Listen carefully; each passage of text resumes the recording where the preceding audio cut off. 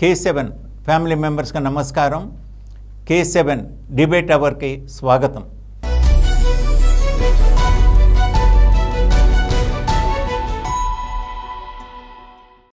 ఈరోజు మన మాజీ ఆర్థిక మంత్రి స్పీకర్గా పనిచేసినటువంటి యనమల రామకృష్ణుడు గారు మన ముఖ్యమంత్రి చంద్రబాబు నాయుడు గారికి నేరుగా ఒక బహిరంగ లేఖ రాశారు.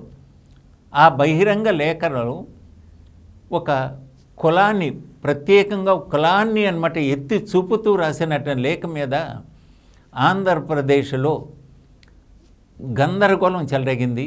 వాదోపవాదాలు జరుగుతున్నాయి, ఆగ్రహ జ్వాలలు కూడా చెలరుగుతున్నాయి. ఈ నేపథ్యంలో గోరా గారి మనవడు చెన్నుపాటి శేషగిరిరావు గారు, విద్యల వారసుడు అయినటువంటి చెన్నుపాటి వజీర్ గారు, ప్రముఖ పాత్రేయుడు మండవ దుర్గాకుమార్ గారు, తెలుగుదేశం పార్టీ సెక్రటరీ చెన్నుపాటి గాంధీ గారు మనతో పాటు ఉన్నారు. ఈ విషయమై చర్చ ప్రారంభిద్దాం. నమస్కారం రఘు గారు.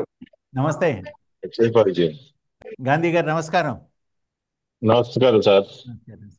కుమార్ గారు చెప్పండి. ఇది ఈ రోజున అంటే ఎప్పటి నుంచో ఈయన మంత్రిగా ఉన్నాడు. 2019 నుంచి 2014 నుంచి 19 వరకు రెవెన్యూ శాఖ మంత్రిగా పనిచేశారు.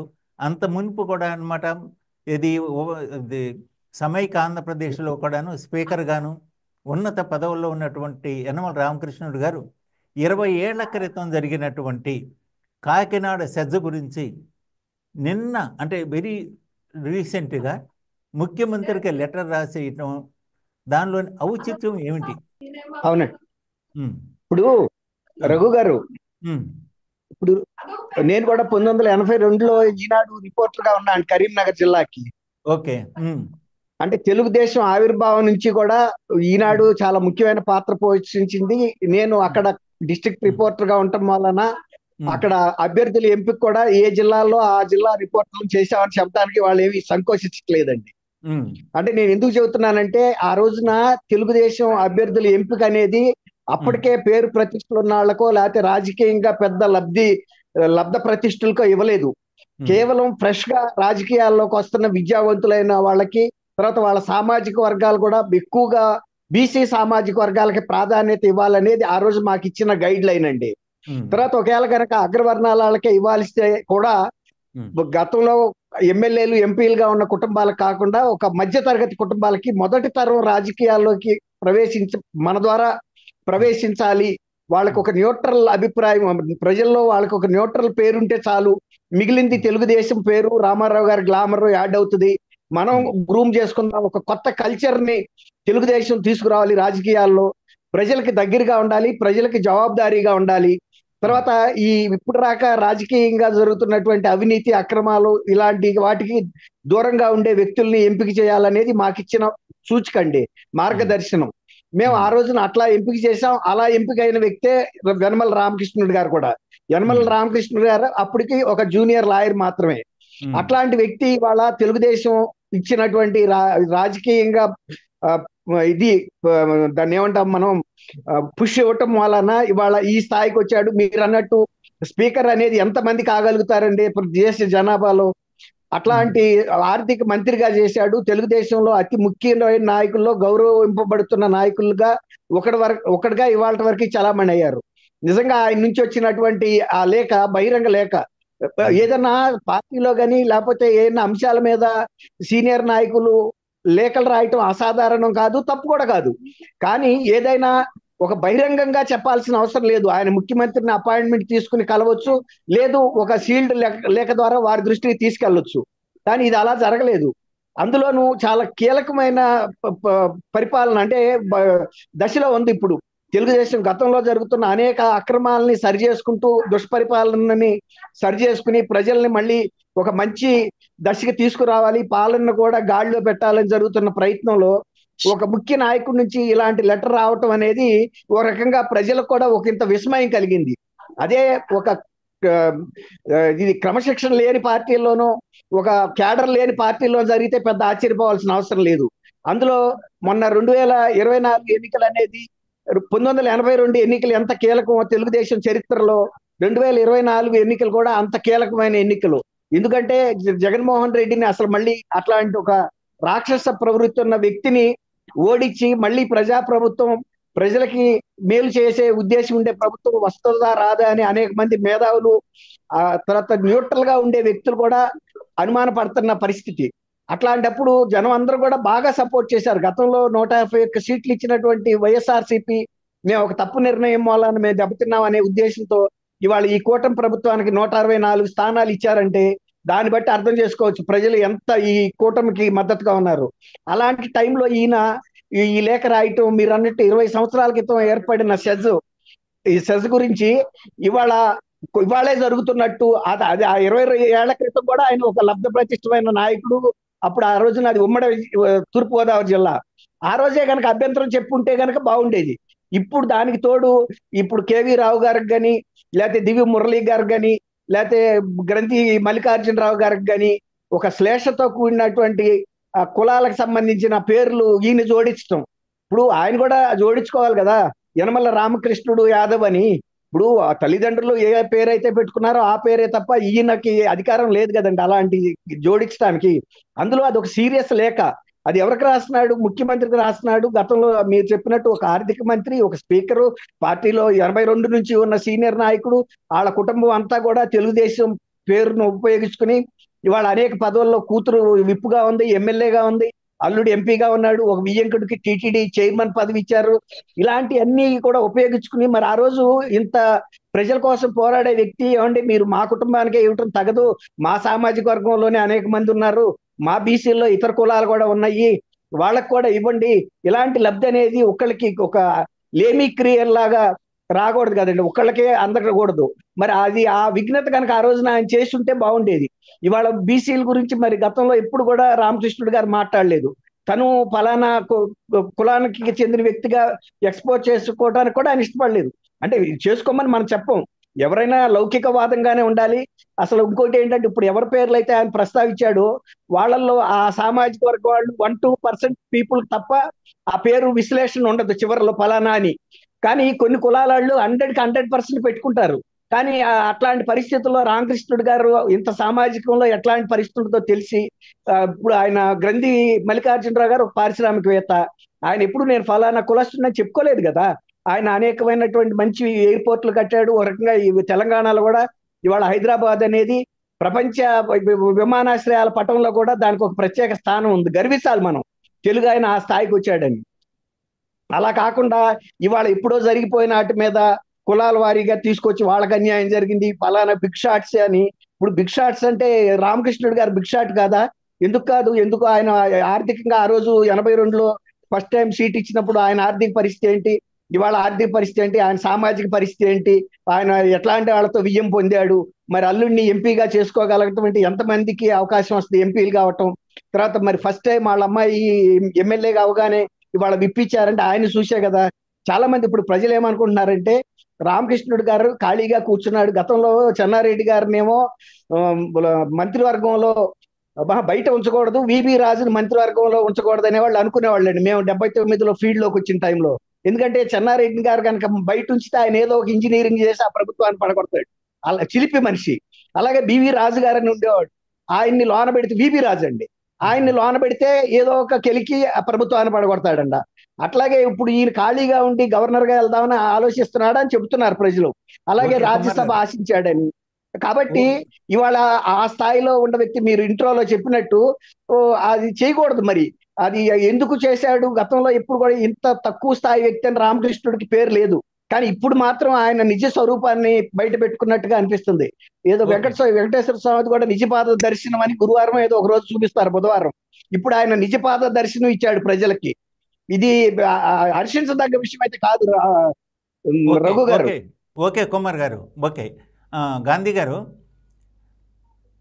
యనమల రామకృష్ణుడు గారు స్పెసిఫిక్గా ఇది మత్స్యకారులు బీసీల యొక్క స్థలాలు ఇచ్చారు, ఈ సెజ్జకి అనమాట స్థలాలు ఇచ్చారు, వాళ్ళకి న్యాయం చేయండి. అరవిందో లేకపోతే జిఎంఆర్ అలాగే దివి స్లాబ్ ఇలాంటి వాళ్ళందరికీ కోట్లు సంపాదిస్తున్నారు అని చెబుతూ ఆ కేవీ రావు ఆయన పేరు ఎక్కడ కూడా అనమాట ఆయన పేరుతో అనమాట ఎక్కడ చౌదరి అని లేదు. అలాగే దివి స్లాబ్ మురళీ గారు, ఆ మురళీ గారి పక్కన కూడా అనమాట పేరులో ఎక్కడ చౌదరి అనేది రాదు. కానీ ఈయన రాసిన లేఖలో వాళ్ళకి చౌదరి అని చెప్పి ఒక తోకలాగా అనమాట యాడ్ చేశాడు. అంటే పబ్లిక్ ఏమిటంటే చౌదరి కమ్యూనిటీ అంటే కమ్మవారు ఈ విధంగా మాట కోట్లు అంటే ప్రజల యొక్క బడుగుల యొక్క ఆస్తులు అంటే పొలాలు తీసుకుని వీళ్ళు కోట్లు ఆర్జించేస్తున్నారు, దోచేసుకుంటున్నారు అన్న ఒక మెసేజ్ కన్వే అయ్యేటట్టు చేశారు. అది ఆయన యొక్క యుక్తాయుక్త విచక్షణ కనుక పరిశీలిస్తే దాని మీద మీ కామెంట్ ఏమిటి? నవ్వుకుంటున్నారండి అందరూ. యలమల రామకృష్ణుడు గారా లేకపోతే ఇంకెవరన్నా మాట్లాడిస్తున్నారా వెనక నుంచి అని చాలా మంది. ఆయన పెద్ద ఆయన పార్టీలో ఆయనకి తిరుగులేదు. ఏది మాట్లాడాలన్నా సరే బాబు గారి దగ్గరికి నేరుగా వెళ్ళి మాట్లాడుకోవచ్చు, ఇబ్బంది లేదు ఆయనకి. ఎవరు ఆయన చేయి పెట్టి ఆపరు. తలంచుకుని చక్కగా వెళ్ళిపోతాడు. చంద్రబాబు గారి దగ్గరికి వెళ్ళి పక్కన ఖాళీగా ఉన్న కుర్చీ వేస్తాడు, లేదంటే వాళ్ళు చూసి ఈయనకే కుర్చీ వేస్తారు. అలాంటి పెద్ద ఆయన ఇలా మాట్లాడాడు అనే పాటికి ఇక్కడ అందరూ నవ్వుపోతున్నారు, చాలా సిగ్గుపడుతున్నారు. ఈయన ఇన్నేళ్ళు పార్టీలో ఈయన మేము పెద్ద ఆయన అని పిలుచుకుందే అని నవ్వుకుంటున్నారు అందరూ. ఇంకా ఆయన మర్యాదను ఆయనే కాపాడుకోవాలి.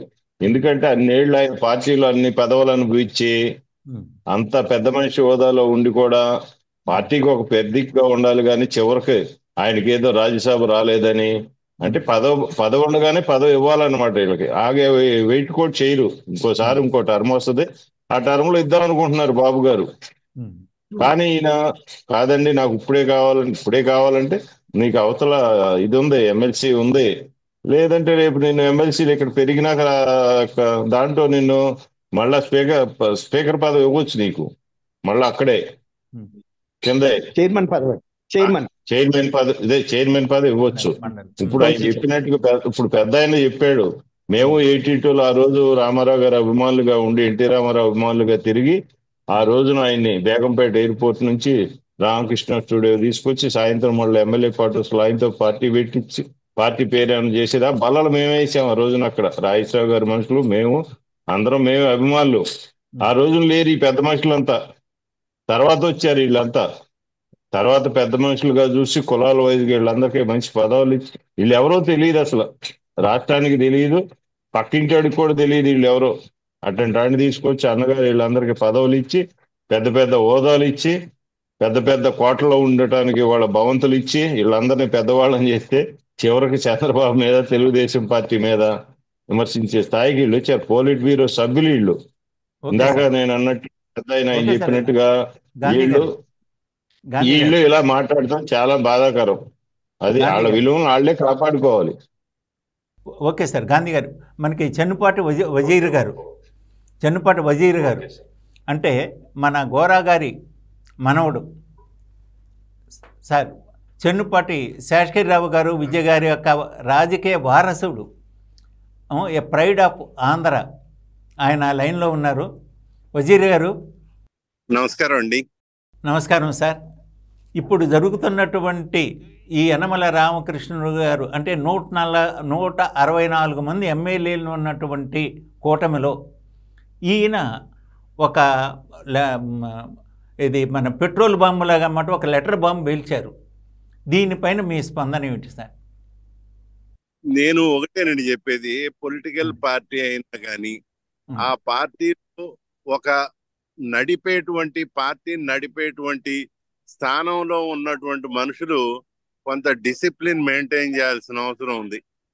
తెలుగుదేశం పాలిట్ బ్యూరో అంటే మొత్తం అసలు ప్రభుత్వాన్ని పార్టీని నడిపేటువంటి వ్యక్తుల సమూహం అది.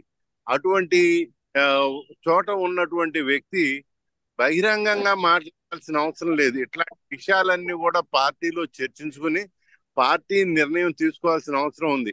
కొన్ని సందర్భాల్లో మేము కూడా చాలా ఆర్గనైజేషన్స్ లో పనిచేస్తున్నాం.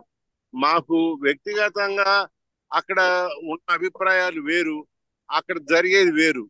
అప్పుడు ఎంతమంది విభేదించినా కూడా మెజారిటీ సభ్యులు తీసుకున్న నిర్ణయానికి అందరూ కూడా మళ్ళీ ఏకీభవించి పనిచేయాల్సి ఉంటుంది.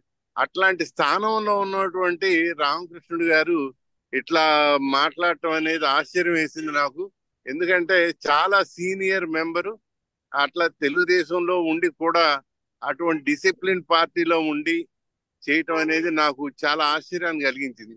సమస్య ఏదైనా కానివ్వండి, సమస్య జెన్యూన్ సమస్య అవ్వచ్చు, ఆ సమస్య మీద ఎప్పుడైనా పార్టీలో చర్చించారా? అది ఎప్పుడైనా నో అని ఎవరైనా తీసుకున్నారా?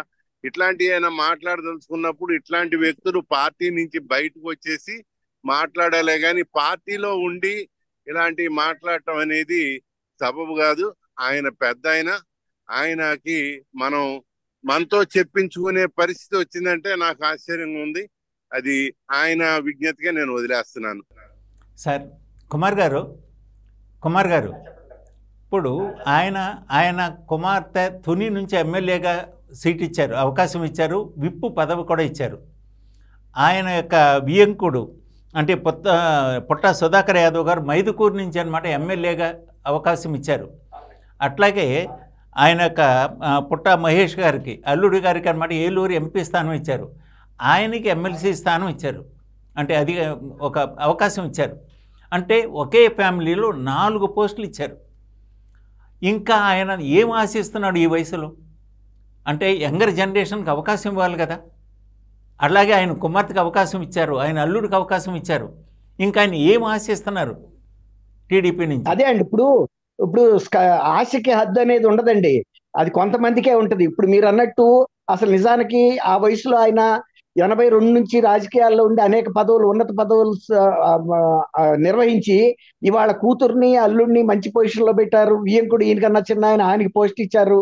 ఇవన్నీ తర్వాత ఇంకొకటి ఏంటంటే రాయలసీమ వ్యక్తిని తీసుకొచ్చి ఏలూరు లాంటి ఒక కోస్తా జిల్లాలో ఎంపీని చేయగలిగారంటే అది పార్టీ బలమే కదండి, వ్యక్తిగతంగా వాళ్ళ బలం కాదు కదా. అది ఆయన గమనించాలి. ఇక నేను తృప్తి పడాలి, నా సామాజిక వర్గంలో అనేక కుటుంబాలు కూడా ఉన్నాయి, నా పొరుగు వాళ్ళకు కూడా జరగాలి. తర్వాత ఇంకోటి అండి, ఆయన సెకండ్ క్యాడర్ లీడర్షిప్ ను ప్రోత్సహించలేదు. తర్వాత మీకు తెలియని విషయం కాదు, ఉమ్మడి తూర్పుగోదావరి జిల్లాలో సంఖ్యాపరంగా వీళ్ళకన్నా ఎక్కువ సంఖ్యాపరంగా ఉన్న సామాజిక వర్గాలు అనేక ఉన్నాయి. వాళ్ళు ఆర్థికంగా బలవంతులు, రాజకీయంగా బలవంతులు. అయినా కూడా ఈయన ఒక విద్యావంతుడు, ఒక వెనుకబడిన తరగతుల నుంచి వచ్చిన యువకుడు, ప్రగతి భావాలు కలిగిన వ్యక్తి అనే ఉద్దేశం మీద రామారావు గారు ఈ స్థాయిలో ప్రాధాన్యత ఇస్తా వచ్చారు. ఆ తర్వాత చంద్రబాబు నాయుడు గారు కూడా అదే కొనసాగించారు. ప్రజల్లో కూడా అదే అభిప్రాయం ఉండింది. ఇప్పుడు ఇంతకు ముందు గాంధీ గారు కూడా చెప్పినట్టు ఇప్పుడు వరకు ఆయన మరో కోణాన్ని ఎవరు చూడలేదు, ఉన్నతంగానే వ్యవహరిస్తాడు అనుకున్నారు. కానీ ఇప్పుడు మీరు అన్నారు ఇంకా ఏం ఆశిస్తున్నాడు అంటే, ఇప్పుడు ఇన్ని చేశా కాబట్టి నాకు ఒక గవర్నర్ ఇస్తే పోదా. ఇంతకుముందు అశోక్ గజపతిరాజు గారి పేరు వినపడతా వచ్చింది, ఆ టైంలో ఈయన కూడా ఆయనకి ఉంది. రెండోది రాజ్యసభకి వెళ్ళలేదు, నేను రాజ్యసభకి. ఇప్పుడు పదవులకి ఆశకి ఒక హద్దు తృప్తి అనేది ఉండదు రఘు గారు రాజకీయాల్లో. అందులో ఇప్పుడు అదే గనక అలాంటి వ్యక్తి అయితే తనతో పాటు సమంగా ఇంకా ఇతర క్యాడర్ని కూడా ఆ జిల్లాలో డెవలప్ చేస్తే గతంలో ఇంకా బలపడే తెలుగుదేశం. ఇప్పుడు కొంతమంది ఆయన మీద అలిగి ఆ జిల్లాలో తెలుగుదేశం బలహీన పడినప్పుడు కూడా ఈయన జోలికి రాలా తెలుగుదేశం. ఎందుకంటే ఏమో పెద్ద మనిషి, ఇవాళ కాకపోతే రేపైనా మంచి రోజులు వస్తాయి, గెలిపోవటంలో సాధారణం. మనం అంతే తప్ప వ్యక్తుల మీద మన కన్ను పెట్టకూడదనే ఉద్దేశం మీద ఆ గౌరవాన్ని కొనసాగిస్తూ వచ్చారు. మరి ఆయన అది కూడా గమనించుకోవాలి. ఆయనకి తెలియని విషయం కూడా కాదు ఇది. తను మూలాన కొన్ని సామాజిక వర్గాలు పార్టీకి దూరం అయినవి, నేను రెండో క్యాడర్ లీడర్షిప్ ని ఎంకరేజ్ చేయలేదు, ఇంకో కుటుంబాలను ఎదగనివ్వలేదు. ఆయనకి తెలియని విషయాలేం కాదు. ఇంత సెస్ గురించి అన్ని విషయాలు చెప్పిన వ్యక్తి తను స్వతహాగా తన కుటుంబంలో తను వ్యక్తిగతంగా చేసిన తప్పులు ఆయన కనీసం అప్పటికైనా మీరు అన్నట్టు వాళ్ళు సైలెంట్ అయి ఉంటే కనుక ఆయనకు విలువ ఉండేది. ఒకప్పటికి ఏదైనా అవకాశం ఉంటే చంద్రబాబు నాయుడు గారు మీ పార్టీ నుంచి ఎవరినైనా గవర్నర్ గా రికమెండ్ చేయమన్నప్పుడు ఇలాంటి వ్యక్తులను ఆటోమేటిక్ గా చేస్తారు, దానికి అడగాల్సిన అవసరం లేదు. ఓకే కుమార్ గారు, గాంధీ గారు, ఇప్పుడు మన రాష్ట్రంలో ఉన్నటువంటి డిస్టిలరీస్ అన్నిటినీ కూడా జగన్మోహన్ రెడ్డి లాగేసుకున్నాడు. కానీ ఈయన అల్లుడు పేరు మీద ఉన్నటువంటి పిఎంకే డిస్టిలరీస్కి మాత్రం లాగేసుకోవటం అనేటువంటి ప్రయత్నం చేయలేదు. కానీ ఎక్కువగా అన్నమాట దానికి రివర్స్ అంటే అధికంగా ఆర్డర్స్ ఇచ్చారు. దీనివల్ల ఈ 2 కుటుంబాల మధ్య ఆర్థిక సంబంధాలు, వ్యాపార సంబంధాలు ఉన్నాయి అని చెప్పేసి ప్రజలు అనుకుంటున్నారు. దీని మీద మీరేమంటారు? అంటే వాళ్ళ అల్లుడు గారు ఎవరితో సంబంధాలు పెట్టుకున్నారో ఏంటో, ఈయన ఎవరితో సంబంధాలు పెట్టుకునేది కూడా పార్టీ పక్కన పెట్టింది. ఈయన్ని ఒక పెద్ద మనిషిగా, ఒక పోలిట్ బ్యూరో మెంబర్గా ఎప్పుడు ఆయనకి అవకాశం ఉంది పార్టీలో ఉండి అన్ని రకాలుగా ఈయన ఏం చేశాడు ఏంటనేది, ప్రజల దగ్గరికి ఎలా వెళ్ళారు, ఒక బీసీ సదస్సు జరిగినప్పుడు ఎలా వివరించారు, ఒక బీసీ సదస్సు జరిగినప్పుడు జేబులోంచి తీసి ఏం ఖర్చు పెట్టారు వీళ్ళు అనేది కూడా పార్టీ వీళ్ళని అడగల. పార్టీ ఆర్థికంగా కూడా వీళ్ళని ఆదుకుంది. పార్టీకి ఆర్థికంగా కూడా వీళ్ళందరినీ చాలా వరకు ఆదుకుని, కానీ అప్పటి నుంచి ఉన్నటువంటి ఏదైతే ఓసీ వర్గాల్లో మా సామాజిక వర్గంలో కూడా బాగా ఇంత కష్టపడి ఆ రోజు నుంచి కూడా పార్టీ జెండాలు మోసి పార్టీకి తోరణాలు కట్టి ఇంకా తాడుమైద సంఘం కానీ మిగిలిపోయాం. కొంతమంది పదవులు దాదాపు 42 ఏళ్ల నుంచి మేము ఇలాగ ఉన్నాం పదవులు లేకుండా. కనీసం ఈయన సంవత్సరం కూడా కాలేదు, కనీసం ఉంది అక్కడ ఎమ్మెల్సీ పదవి, లేకపోతే అనుకోవచ్చు ఇంకా 2 టర్ములు ఇచ్చేవాడు ఏమని రాజ్యసభ, లేదంటే ఈయన గవర్నర్గా పంపిద్దామని ఆలోచనలో ఉంది పార్టీ. అలాంటి అన్నిటికీ ఈయన తొందరపడి బయటపడిపోవడం ఒక పెద్ద మనిషిగా రామకృష్ణుడు గారికి ఇది తగదు.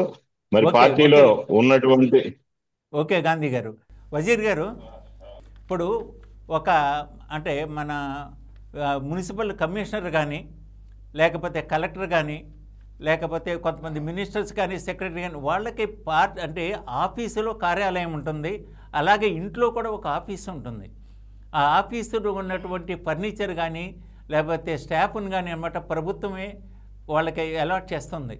అలాగే స్పీకర్ కోడెల శివప్రసాద్ గారు స్పీకర్గా ఉన్నప్పుడు ఆయన ఇంట్లో ఉన్నటువంటి ఆఫీస్కి ఫర్నిచర్ ఇవ్వటం జరిగింది.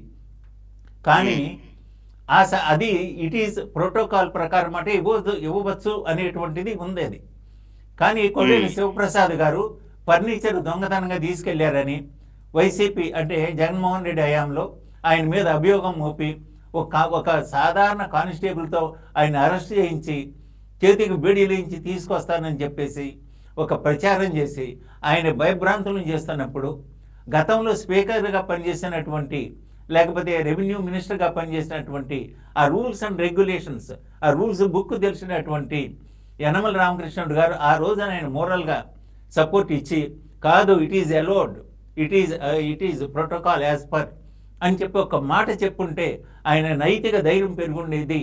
ఆయన వల్ల ఈయన ఆ రోజున మౌనం వహించి ఇచ్చేయటం వల్ల ఆయన సూసైడ్ చేసుకున్నాడు అన్నటువంటి విమర్శ కూడా ఉంది. మీరేమంటారు? గత 5 ఏళ్లుగానండి ఎలాంటి పరిపాలన సాగిందో జగన్మోహన్ రెడ్డి గారి ప్రభుత్వంలో మనం చూసాం. ఆ టైంలో చాలా మంది గొంతెత్తి మాట్లాడినటువంటి వాళ్ళు ఉన్నారు. నాకు ఎప్పుడు కూడా రామకృష్ణ గారు అలా మాట్లాడినట్టు నేను చూడలేదు. అంటే పదవులు ఉన్నప్పుడే వీళ్ళు మాట్లాడతారు, పదవులు లేనప్పుడు ముడుచుకుని కూర్చుంటారు అంటే రాజకీయాల్లో కుదరదు. ఒక దుర్మార్గం జరుగుతున్నప్పుడు దాన్ని ఎదిరించి నుంచోవాలి. అప్పటికి అసలుకి కోడెల శివప్రసాద్ గారు ఆత్మహత్య చేసుకోవటం అనేది చాలా దురదృష్టకరం. ఆయన అంత ఆధారపడాల్సిన అవసరం కూడా ఏమీ లేదు. ఆయన ఎందుకు చేశారో మరి ఆయన్ని పరపతిని దిగదార్చడం వల్లే ఆయన చేసుకున్నారనేది నా వ్యక్తిగత అభిప్రాయం. ఆయన ఆ రకంగా టైంలో ఈయన ఏం మాట్లాడకుండా ఇప్పుడు ఏంటంటే డెమోక్రసీ, తెలుగుదేశం ఉన్నప్పుడు ఏంటంటే డెమోక్రసీ మరీ చాలా ఎక్కువగా ఉంటది.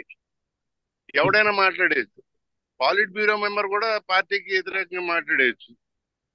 ఇట్లాంటి దీంట్లో చంద్రబాబు గారు నేను 95 చంద్రబాబు 9 అంటున్నారు కదా, మరి ఏంటో చూపించాల్సిన అవసరం ఉంది. ఇప్పుడు ఇట్లా పార్టీలో మాట్లాడే వాళ్ళని, ప్రభుత్వం బయట నుంచి చేసే మంచి పనులను కూడా విమర్శించే వాళ్ళని, ఆయన 95 చీఫ్ మినిస్టర్ అన్నారు కాబట్టి 95 చీఫ్ మినిస్టర్ ఏంటో చూపించాలి. పార్టీలో కొన్ని డిసిప్లినరీ స్టెప్స్ తీసుకోకపోతే ఇట్లాంటి కలుపు మొక్కలు ఎన్నో పుట్టుకొస్తాయి ఇక రేపటి నుంచి. ఇక ఇట్లాంటి పెద్ద తలకాయను గట్టి నిర్ణయం చంద్రబాబు నాయుడు గారు తీసుకోవాల్సిన అవసరం ఉంది. ఈ నిర్ణయం తీసుకోకపోతే మాత్రం పార్టీలో ప్రతివాడు మాట్లాడేవాడే అవుతాడు. అది నా అభిప్రాయం. Okay sir. ఈయన స్పీకర్గా ఉన్నప్పుడు రామారావు గారు మాట్లాడటానికి కూడా మైక్ ఇవ్వలేదు, అంతేకాకుండా బయటకు అనమాట మెర్సిలెస్గా పంపించేశారు అని ఆంధ్రప్రదేశ్లో ఉన్నటువంటి అంటే టీడీపీ అభిమానులందరూ కూడా అన్నమాట చాలా బాధాతప్త హృదయులై ఉన్నారు. కానీ ఆయన టీడీపీలో కీలక నేతగా అన్నమాట ఇంతవరకు గౌరవించారు. ఈ రోజున ఈ విధంగా కుల పిచ్చితో అంటే ఒక కమ్మ వాళ్ళ మీద బురద జల్లే ప్రయత్నంగా చేసిన ఈ ప్రయత్నాన్ని చూసి అందరూ అన్నమాట బాగా మండిపోతున్నారు. దీని యొక్క రియాక్షన్ అంటే పార్టీ మీద ఉంటుందా, లేకపోతే చంద్రబాబు నాయుడు గారు ఈ యాక్షన్ తీసుకోకపోతే వీళ్ళు ఏ విధంగా అభిప్రాయపడతారు? చంద్రబాబు నాయుడు గారికి ఏంటంటే అండి, ఇప్పుడు రాష్ట్రాన్ని చక్కబెట్టాల్సినటువంటి పరిస్థితుల్లో ఆయన ఉన్నాడు. ప్రతి విషయం మీద ఇవాళ సీరియస్ గా ఆయన ఎంతవరకు ప్రతిబంధిస్తారో నాకు అర్థం కావట్లేదు. ఎందుకంటే ఆయన్ని చూస్తుంటే ఈ దిక్కుమాలిన 5 సంవత్సరాలు దిక్కుమాలిన ప్రభుత్వం చేసినటువంటి అరాచకానికి దాన్ని ఒక దారిలో పెట్టడమే సరిపోతుంది ఆయన పని అంతాను. అందుకనే ఈ ఏదైనా కానీ పార్టీ పరంగా పాలిట్ బ్యూరోలో ఈ విషయాన్ని చర్చించి తీసుకోవాల్సిన నిర్ణయం ఇమీడియట్ గా మాత్రం తీసుకోవాలి. అట్లాగే రామారావు టైంలో కూడా ఈయన మాట్లాడటానికి ఇవ్వకపోవటం అంటే నాకు అనిపిస్తుంది ఏంటంటేనండి, ఒక రాజకీయ బ్యాక్గ్రౌండ్ లేనటువంటి వ్యక్తుల్ని ఇలా తీసుకొస్తే వాళ్ళకి ప్రజల్లో ఎలా స్పందించాలో వీళ్ళకి తెలియదండి. మేమందరం ఉన్నాం, అన్యాయం జరిగితే మాకు పదవులు ఉండి మేము ఎక్కడ ఉన్నా సరే మేము స్పందిస్తాం. వీళ్ళు స్పందించరు. రాజకీయాల్లో అనుభవం లేనటువంటి వాళ్ళు, బ్యాక్గ్రౌండ్ లేనటువంటి వాళ్ళు నేను చూస్తున్నాను. వీళ్ళందరూ అవకాశం ఇచ్చినప్పుడు చేస్తారు, తర్వాత వీళ్ళకి రాజకీయం నడపడం చేత కదా, లేకపోతే వీళ్ళకి పదవి ఉంటేనే పని చేయగలరా అనేది నాకు అనిపిస్తుంది. అందుకనే ఎంతో కొంత రాజకీయ పరిజ్ఞానం ప్రజల్లో పనిచేసే వాళ్ళని ప్రభుత్వాలు, పార్టీలు ప్రోత్సహించాలి. కానీ ఏదో పెట్టుకుని ఎవరిని పడితే అన్న పార్టీలో తీసుకొస్తే కూడా ఇలాగ ఉంటుంది. ఈ యనమల రామకృష్ణన్ గారి ఈ లేఖ వెనకాల అంటే విపక్షాలు కానీ కొన్ని శక్తులు ఉన్నాయి అనేటువంటి అభిప్రాయానికి ప్రజలు వస్తున్నారు. దీని మీద మీరేమంటారు గాంధీ గారు? అదే గారండి, ఇందాక చెప్పాగండి నేను ఏమని, వాళ్ళ డిస్టిలరీస్ని ఏవి చేయలేదు, వాళ్ళ డిస్టిలరీకి ఇబ్బంది రాకుండా ఉంటే ఉండొచ్చు, అక్కడి నుంచి ఉండొచ్చు, ఆ యొక్క గతం నుంచే ఉండొచ్చు. కానీ చంద్రబాబు గారికి అది తెలిసినా కూడా ఈ రోజున యలమల రామకృష్ణ గారు అనే పెద్ద మనిషి ఇంకా పార్టీలోనే నిజాయితీగా నీతిగా ఉన్నాడు అని బాబు గారి మనసులో ఉంటుంది ఎప్పటికీ.